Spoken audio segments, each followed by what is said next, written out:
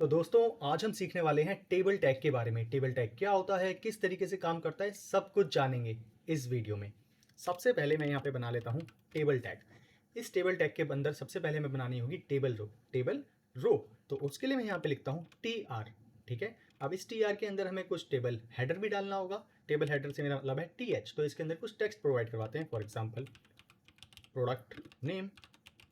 ठीक है, ऐसे ही हमें एक और TH बना लेते हैं, इसको नाम दे देते हैं product details.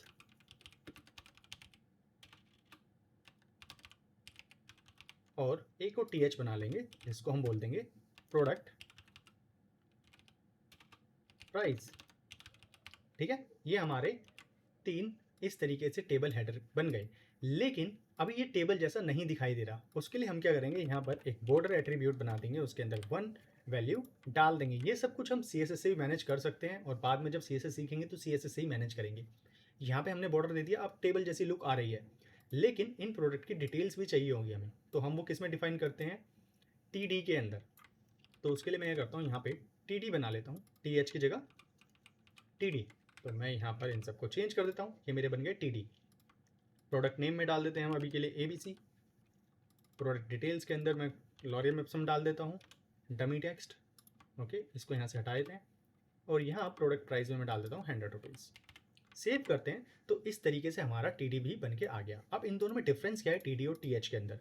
TH by default होता है बोल्ड, और बाय डिफ़ॉल्ट सेंटर अलाइन होता है। क्या होता है, सेंटर अलाइन।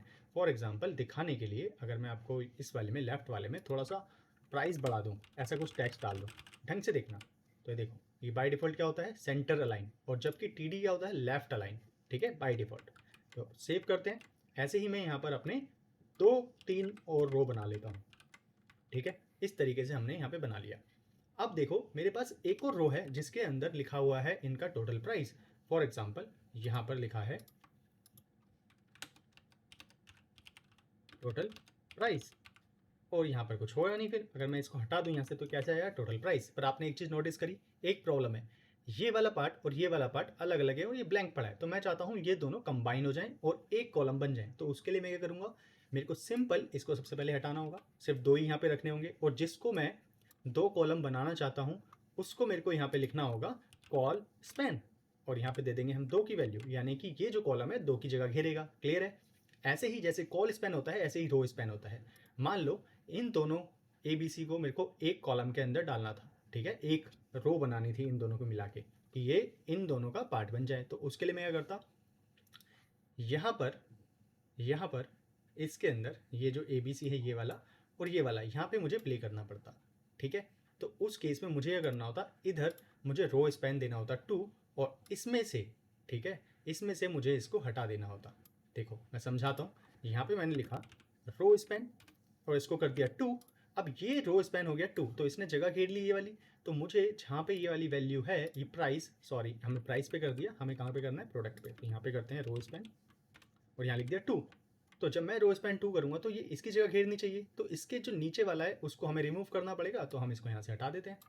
ठीक है, सेव करते हैं, तो देखो इसने 2 की जगह घेर ली। ऐसे ही अगर जैसे जगह घेरिए इन दोनों प्राइस को एक कंबाइन करना था, तो उसके लिए क्या करेंगे, सिंपल इन दोनों को भी रो स्पैन में डालना पड़ेगा। कैसे करेंगे, इस वाले पे फिर से हम क्या देंगे, रो स्पैन 2, करेक्ट।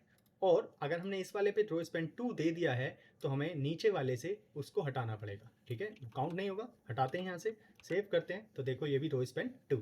इस तरीके से कॉल स्पैन और रो स्पैन काम करते हैं। नेक्स्ट में चलते हैं। जैसे आप यहाँ पे देख रहे हो, इनको ये जो TR है, जैसे हेडर है, इसके लिए इसको हम एक ग्रुप के अंदर डाल सकते हैं। कैसे, इधर हम लिख सकते हैं T head. Okay, table head, इसकी फुल फॉर्म होती है टेबल हेड नॉर्मल। ओके, इसके अंदर डाल देते हैं, ये टेबल हेड का पार्ट हो गया। ऐसे ही इसको हम बॉडी के अंदर डाल सकते हैं, तो इसको हम क्या लिख देंगे, T बॉडी, इसको बॉडी के अंदर डाल देते हैं। और लास्ट वाला ये जो पार्ट है इसको हम डाल सकते हैं किसके अंदर, फुट के अंदर, टेबल फुट, इसके फुल फॉर्म TFOOT। इस तरीके से इनको हम ग्रुप में डाल देंगे कि ये वाला पार्ट हमारा हेडर का है, ये वाला बॉडी है, और ये वाला फुटर। इस तरीके से हमने इसको डिफाइन कर दिया अलग अलग। अब इसमें कुछ और एट्रीब्यूट्स भी हमारे पास होते हैं और कुछ टैग्स भी हमारे पास होते हैं, उनकी बात करते हैं। सबसे पहले हमारे पास आता है कैप्शन टैग। अगर मैं यहाँ पे यूज़ करूँ कैप्शन टैग। तो इसके अंदर हम डाल सकते हैं कि ये टेबल किस चीज़ से रिलेटेड है। तो हम यहाँ पे डाल देंगे प्रोडक्ट्स, ठीक है। तो ये क्या है, प्रोडक्ट्स की एक टेबल है, ठीक है। प्रोडक्ट टेबल, प्रोडक्ट टेबल, जो भी आप जैसे भी लिख सकते हो इसको। कैप्शन के अंदर डिटेल्स डाल सकते हो थोड़ी डिस्क्राइब करके। तो ये हो गया हमारा कैप्शन। कैप्शन के बारे में एक चीज़ ध्यान रखना, सबसे ये ऊपर ही आएगा। जैसे ही टेबल टैग स्टार्ट होगा उसके अंदर सबसे पहले आपको कैप्शन लिखना है, ठीक है। अब इसके अंदर एक और टैग हमारे पास होता है जिसको हम बोलते हैं कॉल ग्रुप। और कॉल ग्रुप के अंदर हम डालते हैं एडिशनल एक और टैग को जिसका नाम है कॉल। अब ये किस तरीके से काम करता है ये भी समझते हैं। अगर हमारे पास 3 कॉलम है एक रो में, राइट, तो यहाँ पर 3 कॉल आ सकते हैं, 3 कॉल, इस तरीके से 3 कॉल आ सकते हैं।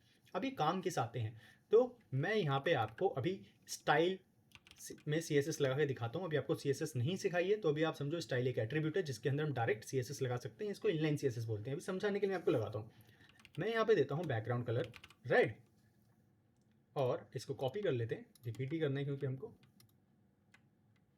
इनको हटाओ और डुप्लीकेट ही बना लेते हैं, ठीक है। ऐसे डुप्लीकेट बना लिया। अगर मैं अभी यहाँ पे कलर दूँ तो आसानी से आपको ये 1 मिनट में समझ आ जाएगा। पिंक। सेव करते हैं तो देखो हमने क्या करा, पहले वाले कॉलम्स के लिए जो पर्टिकुलर कॉलम्स हैं उनको हमने बोला रेड, दूसरे को बोला येलो कर दो और तीसरे को बोला पिंक कर दो। अब यहाँ पे आप देख रहे हो क्यों, क्योंकि एक ही कॉलम का पार्ट है, हमने 2 बना दिए, इसलिए इस तरीके से काम कर रहा है। बिल्कुल सही है, करेक्ट है।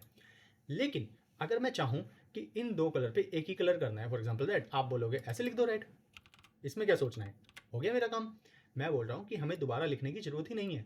हमने जैसे यहाँ पर कॉल स्पैन किया था ना, 2 को इसमें देखो, 2 कॉल स्पैन किया था, कॉल स्पैन 2 करा था, तो 2 कॉलम को 1 बना दिया था।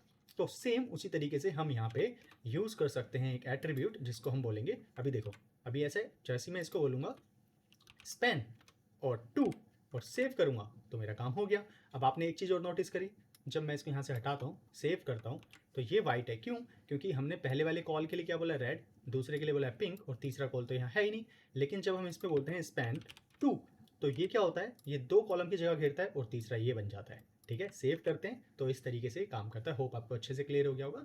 अब इसको लास्ट में भी यूज़ कर सकते हो, जैसे कॉल स्पैन नीचे 2 लिख दिया, ऊपर 1 रहने दिया, या 1 1 डिवाइड कर लिया, तीनों को 1 बना दिया, जैसे आप चाहो वैसे इसको यूज़ कर सकते हो।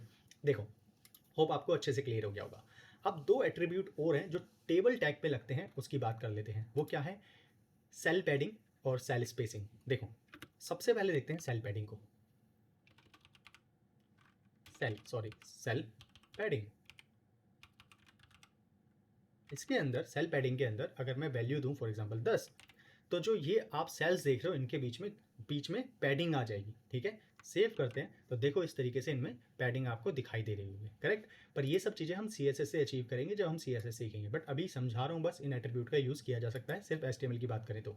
यहाँ पर यूज़ करेंगे सेल स्पेसिंग, ठीक है।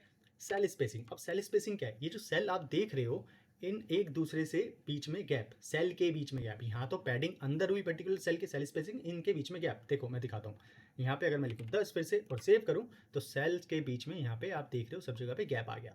तो इस तरीके से पूरा का पूरा हमारा टेबल टैग काम करता है। होप आपको अच्छे से क्लियर हो गया होगा। इसकी अच्छे से प्रैक्टिस कर लेना, कई बार ज़रूरत पड़ सकती है। आज के लिए इतना ही, मिलते हैं नेक्स्ट वीडियो में। Bye bye.